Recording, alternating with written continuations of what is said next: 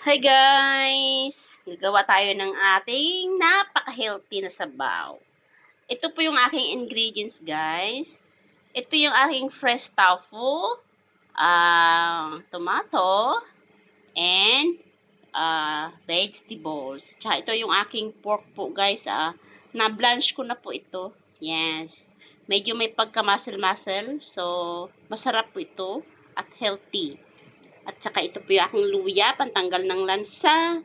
At ang aking fresh salmon head. Ayan, ito po.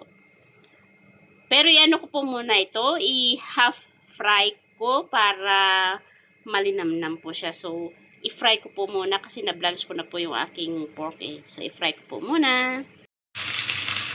Dito po guys, na-fry ko na siya. Half lang po ito. So, habang pina-fry po natin, kasama po itong luya para hindi po siya malansa. So, space off natin po.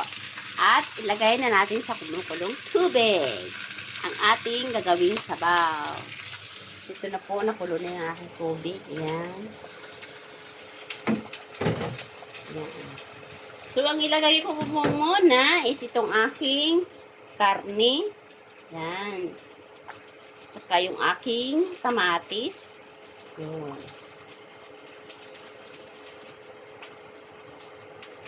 Ang aking isda. Wow, so hot. Ayan. Yan. Sobrang init po.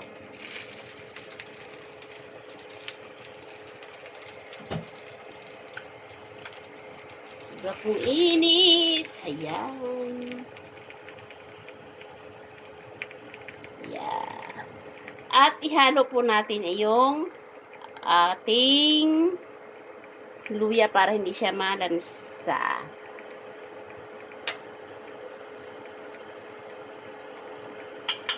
Then, pakuluan po natin ng 1 hour. Ayan. Okay, 1 hour po siya. Hayaan lang po natin mag-boil. Hayaan lang natin po mag-boil. Bali, mga half hour po. Tapos, ano natin po, durog-durogin natin yung isda.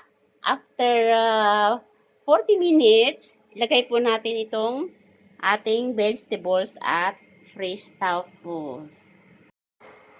Hinaan po natin yung yung ating temperatura para hindi maubos ang ating sabaw.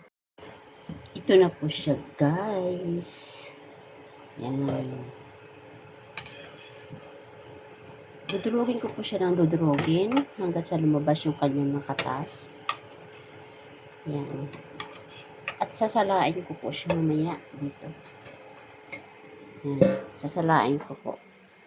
Tapos, ibalik ko din po ulit. Saka ko ilagay po yung vegetables at tapo. Ayan guys, naisala ko na. Ayan. So,